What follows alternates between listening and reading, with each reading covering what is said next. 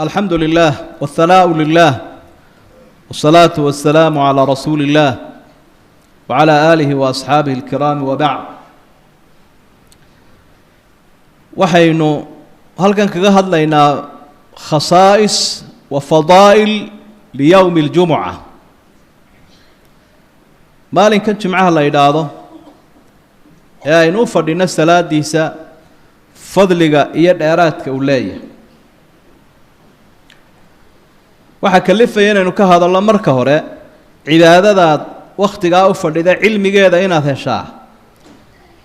waxay noqotaa shay ku dhiiri geliya dhadhan iyo macaanna u sameeya waxa labaadoo jira muddo dheer kama inaan hadal midka saddexaad aadaabtii in badan bay dadka ka maqantay aadaabtii jumcaha iyo jamcu lahaa wax badan buu inaga maqan yahay dadka qaarkoodna ka cawdaan su'aalana laga keenaa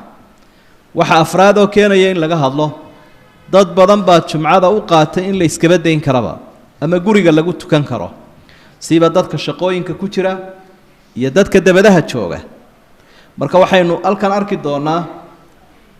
iyadoo aynu ka hadlayna qaybtan jumcadan fadaa'ilka iyo khasaa'iska ay maalinkani leeyihiin islaamku waxyaabuhu fadli ku sheegay iyo siduu nebigu uga warramay calayhi salaatu wasalaam iyo siday saxaabadu ugu dadaalayeen iyo siduu rasuulku u dhiirigeliyey iyo waxyaabaha uu maalmaha kale la dheeriyey taasoo keenaysa in qofku uu ku lexa jeclaabo maalinta uu ka faa'iidaysto intaa hore waynu soo aragnay waxyaabaha dheeraadka ah uu leeyahay waxa uu nebigu ku xusay calayhi salaatu wasalaam maalinkan inaynu iska reebi karno wixii aynu la rooraynay dembi ahaa haddaynu ilaahay cibaado ugu dhowaano حديث صحيح مسلم كسوغان وحكور الرسول صلى الله عليه وسلم الصلوات الخمس والجمعة إلى الجمعة ورمضان إلى رمضان مكفرات ما بينهن إذا اجتنب الكبائر أو إذا اجتنبت الكبائر شنت الصلاة انت ودح حيسة إلى هاي الدنبي كل عفا جمعها إلى جمعها كلا انت ودح حيسة الدنبي إلى هاي وكال عفا labada rabadaan inta ka dhaxaysa markuu qofkii labada rabadaan ba soomayo ilaahay dambigu ku dhaafaa hadii dunuubta waaweyn laga dheeraado buu leeyahay rasuulku sallallahu alayhi wasallam dunuubta waaweynna qofkii uu ka toobad keenaya isagoo cibaadaysanaya idan markaa wax weyn weeye waxaynu la rafaadsanayn reeraheena iyo dawladeena iyo maalkeena midna aanu inaga dhaafayno dambi ahaa inuu ilaahay inaga dhaafo qofka muslimka ahaan wuxuu aad iyo aad ugu fikiraya ka warwarsan yahay dunuubtiisa من اغتسل يوم الجمعة كفرت عنه ذنوبه وخطاياه مالك الجمعة قفك نظيفيته كذا دنبقي صورنا بالله يا رسول الله صلى الله عليه وسلم مالك كان استقع خسائس كيسية وحيابها وكالقونية وحكم ذا صلاة الظهر وينقانا هوس بالله قرده يا قرآن كلا آخري متفرلا يا متسناوا maadaama ummad badani maalinkan isu timi oo jamacii caadiga ahaa ka badnaa iyada kor baa loo qaadaya oo qiradii faatixadii iyo suuradihii kaleba kor baa loo akhriyaya saynu xusi doonana ciidii buu la mid yahay si ummaddu wacyigelinta qur-aanka iyo khudbadda labadaba ay uga helaan maalinka khasaa'iskiisa waxaa ka mid ah axaadiid dhowr ah oo culimmadu ay tilmaamayaan wahan ha ku jiro laakiin inay isxoojinayaan يقوي بعضها بعضا أو لها حكم الرفع أي حديثة سوحي كورما ينقفك إنه سورة الكهف أخريه كرو أما إنه أخريه في عنطي مالنتاس نورنا وكهليو وحديث يابك لدوان صار أرتي ولماذا قاركوت ضعيفيان لكن مخرجين تقار كم إذا واحد الماما يا هير لقد للشضاء حسن يعني سوقاري كران على الأقل حسن لذاته مركات وقفك سورة الكهف أخريه نور بكهليا ifka iyo aakhiro iyo maalinta qiyaamaha labadaba wuxuu nabigu xusay calayhi salaatu wasalaam camalada maalinka jumcaha la qabanaya inay aad u fadli badan yihiin ama lagu tilmaami karo min afdal al-a'mal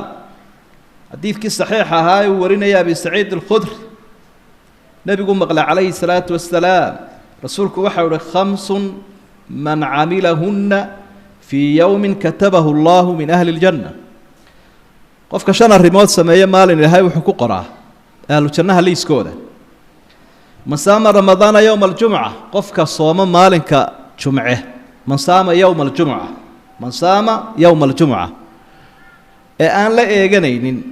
laakiin soomkiisu ku soo beegmay soom qallaha uu soomayo ama soom isugu xidhiidhsanaayo sunno ah isagoo sooman buu jumco ku soo beegmay waraaxa ila aljumca jumcadiina waa u kallaho waa tegey washahida janaaza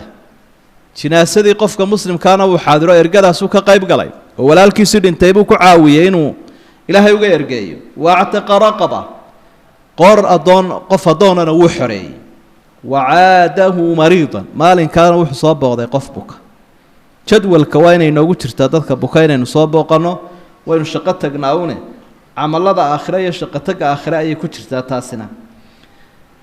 intaa haddii uu qofkaasi isku daro ilaahay waxa uu ku qoraa liiska ahlu jannaha buu rasuulku sala allahu calayhi wasalam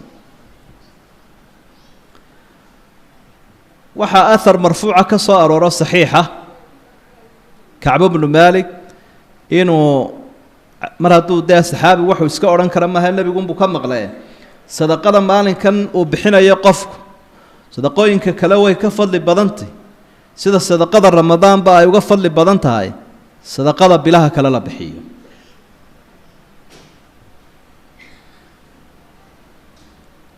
maalinkan isaga waxaynu isugu baraarujinaynaa dadkii baa kala duwan dadka xataa tukanaya jumcada oogaya ku aan tukanayn isaga kabadaaba laakiin intii tukanaysa laftigooda kala baxay oo kala dheereeyay marka kuwa mudan ee rasuulku amaanay inaad ka mid noqoto ayaynu isugu baraarujinaynaa ama aynu ka mid noqono حديث حسنة قال ابن خزيمة صحيح وكتب المامي عبد الله بن عمرو أيا ورني رضي الله عنه رسولك وحول يحضر الجمعة 3 نفر جمعة وحي مادا صلاة جمعة صدح قف تذكي مادا وصدح قف فرجل حضرها باللغو فذلك حظه منها قفوي مذاو اسكشا كين ياخذ بد من دغيسنا بلا معنى وضاه kaasi bilaa macnihiisaasuu la dhaqaajiyey uu rasuulku yihi sala allahu calayhi wasalam waana midh uu ka digayo warajulun xadarahaa biducaa'in fahuwa rajulun daca allaha in shaa acطaahu wain shaa manaca iyo qof ducaa un la fadhiistay aadaabta kale kuma fiicnaa laakiin ducadiisaa badan kaana calafkiisuu qaadayo ilaahay ama uu ka aqbalay ama uu diiday ka la doonayaa waxa weeye warajulun xadarahaa biinsaatin wa sukuutin ولم يتخطى رقبة مسلم ولم يؤذي أحدا فهي كفارة إلى الجمعة التي تليها وقف يمد آموسي خطبة دي دقيستي ومدنا آن دبينون دادك تشيرين عقادا بين تكسو تلابسا دادك آن قورتو دا كتل تلابسا قفنا آن دبين بو نبي عليه الصلاة والسلام ياشا دب لو ما يمن وحلو يمين لغا معاشو لغا فايديستو وحتى دee urtii iyo dhididkii baa la yidhi laga soo maydho cadar ha laga soo marsado marka si muuqata iyo si macnawiya labada midnaba dadka walaalaha in loo dhibo ma marka qofkaasi dadkii muu jeedin halkii ugu horeysay banaanayd buu fadhiistay kadibna khudbadii buu dhageystay si adab leh qofka dambi dhaaf bay u tahay jumcada iyo tala xidhiidha jumcada iyo tala xidhiidha iyo 3 cisho dheeraada buu rasuulku sallallahu alayhi wasallam إلهي بقى وحول من جاء بالحسنة فله 10 أمثالها قفكوا هدو وناق لي ما دت طبان شربوا إلهي وصي الله بلابا يوم الجمعة سيدا نويفك وقتشرا أبو آخرنا وقتشرا وسيدا كفة السرين أصحاب تيا علماء التفسير وأنا مال أي سيقارة وعسوميهين أولياء إلهي يتشنا ذا قلاي الله وحولي مركو كورهم أهل الجنة نعمة بدن وسيا ولدينا مزيد dheeraad baa agtayada u yaala janno way heleen laakiin dheeraad baan siinayaa buu ilaahay waxay ku fasireen dheeraadka Anas ibn Malik iyo rag kale yatajalla lahum fi kulli jum'a jum'a walba ilaahay baa ayaa istusaya awliyadiisa jannada ilaahay bay jannada ku arkayaan marka halkaas si gaar ah ugu casuumayeen ay ku farxayaan dheeraadkaas oo aakhirana leeyahay yawmul jum'a waxa fiican inuu qofku socdo hadii uu masaajidka socod ku gaari karayo وهلكو قاري كحيسن لا إنه لغايو أيا وناكسن وحاو دليله حديث صحيحة أي ورينيان أصحاب السنن وابن خزيمة يا أي مكلبة رسولك وحسن صلى الله عليه وسلم من غسل واغتسل يوم الجمعة وبكر وابتكر ودنا من الإمام فأنصت كان له بكل خطوة يخطوها صيام سنة وقيامها وذلك على الله يسير قفك مالك جمعها ميدة هرا مسجد كوتغا إمام كوتش ودوالا تلاوة كست إلهي وحو كسيا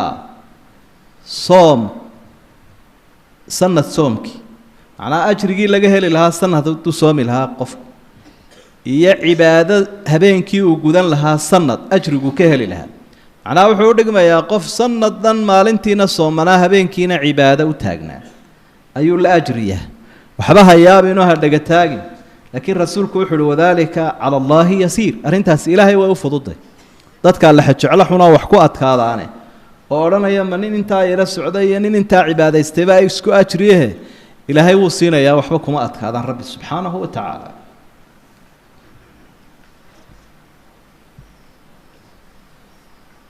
ibn qayyim rahimahullah wuxuu tilmaamayaa aathar soo aroortay oo isxoojinaysa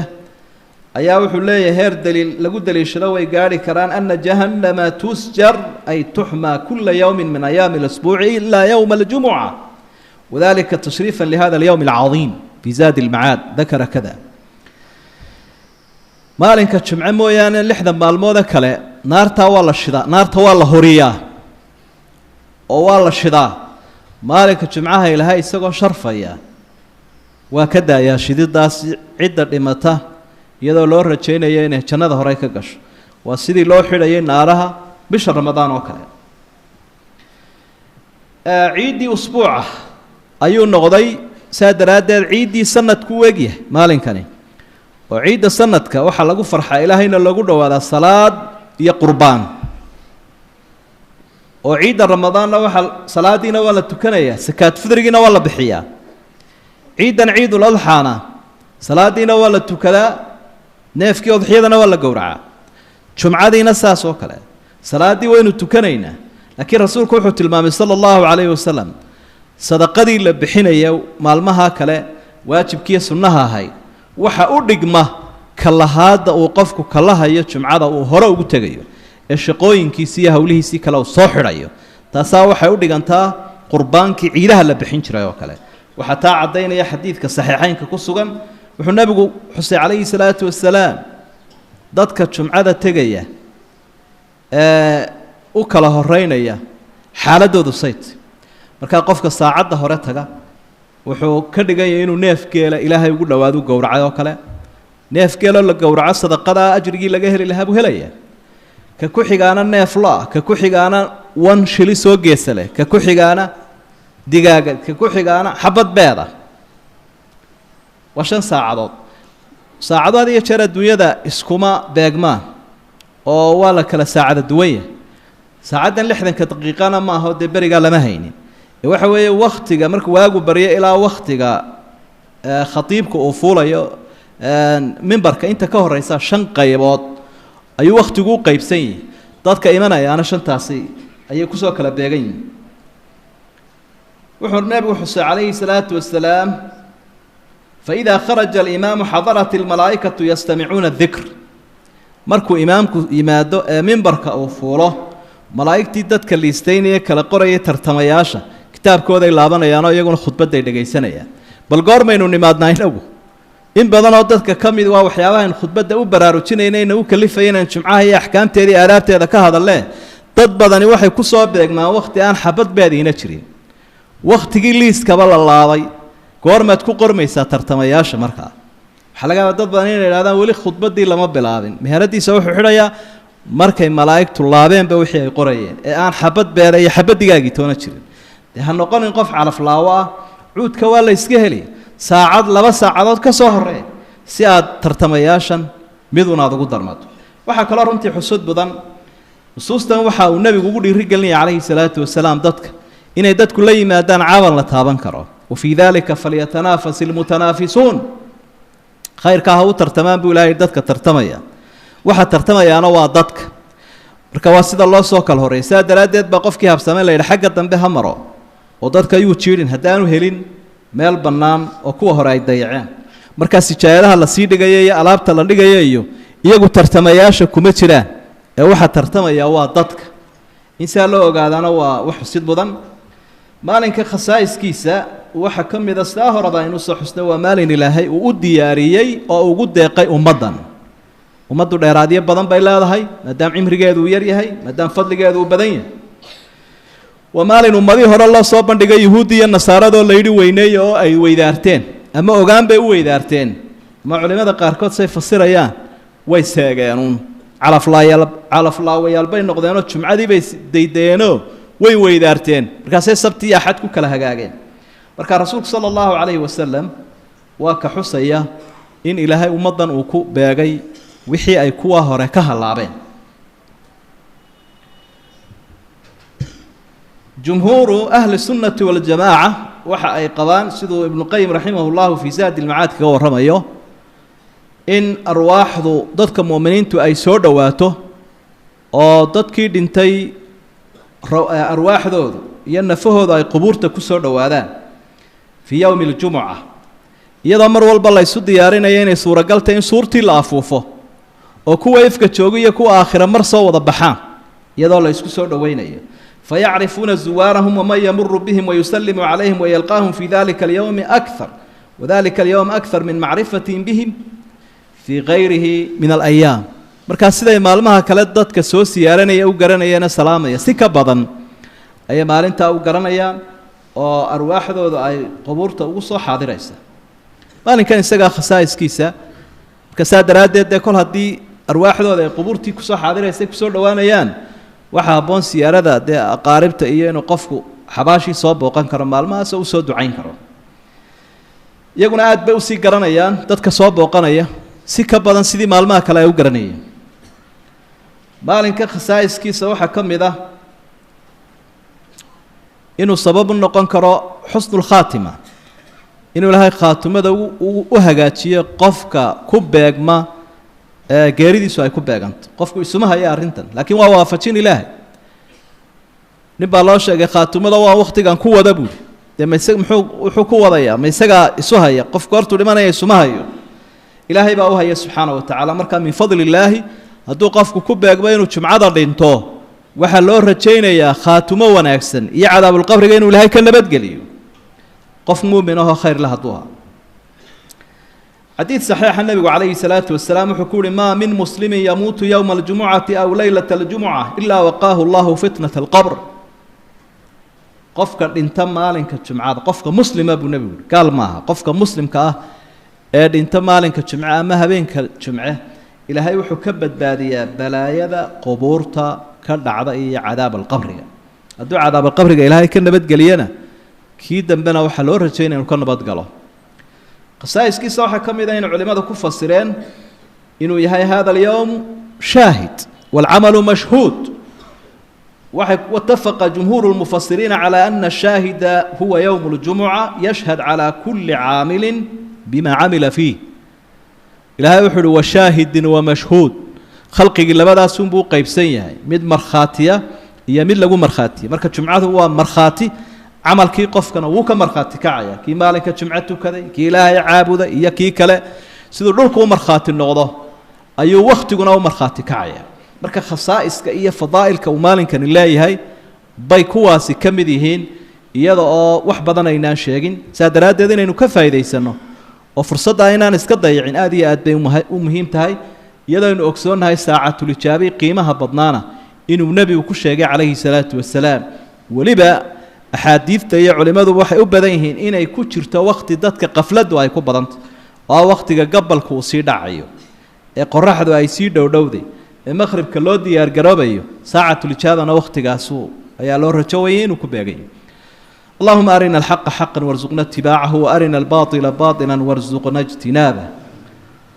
اللهم ارزقنا القبول والتوبة والإخلاص يا أرحم الراحمين اللهم انفعنا بما علمتنا وعلمنا علما ينفعنا وزدنا علما وزدنا علما يا أرحم الراحمين. اللهم إنا نعوذ بك من جهد البلاء